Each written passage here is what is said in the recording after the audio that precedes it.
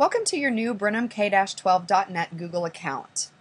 In this session, we're just going to go over basic email functions. If you look up at the top of the screen, you see this black bar where you can easily navigate between your Google apps. You see that Mail is highlighted, which reminds me that I am currently in the Mail app. To compose a new message, all you have to do is click on the big red Compose button. This brings you to your email editor. In the To field, just start typing the name of somebody who is in our domain and our directory will pop up. Now you'll notice that there are adults and students also in this directory. You'll know that it's a student because there will be a number before their name. That indicates their graduation year. So choose who you would like to send the email to. And let's talk about the difference between carbon copy and blind carbon copy. With carbon copy, if I want to carbon copy Kim Strauss, Ann and Kim would both see each other's email addresses. If I do blind carbon copy on Rod Lear, Ann and Kim are not going to see that Rod received this email as well. This can be really useful if you're emailing groups of parents and you don't want to share out everybody's email address. Now, if you remember in first class, you could click on the little button to see the history of the email when somebody read it or forwarded it. In Google, you have to request this, and it's right here, this button that says Request Return Receipt.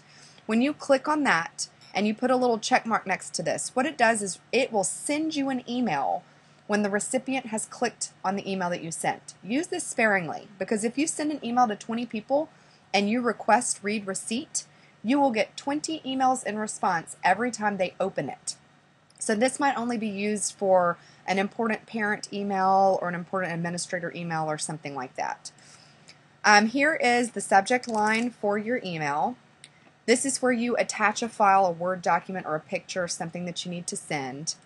And then once you're in the body of your email, it's just like any other email editor, very much like first class even. You can format your text, you can add a little emoticon, links, numbers and bullets, very, very similar to any other email editor.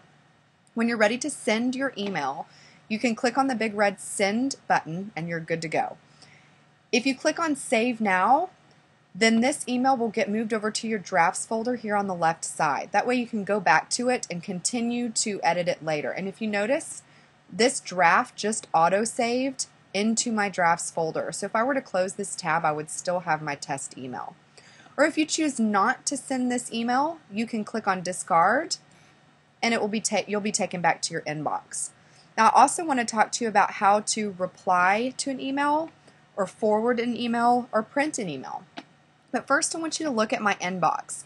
Do you see that some of my emails have numbers next to them? That means that these are conversations between me and another person.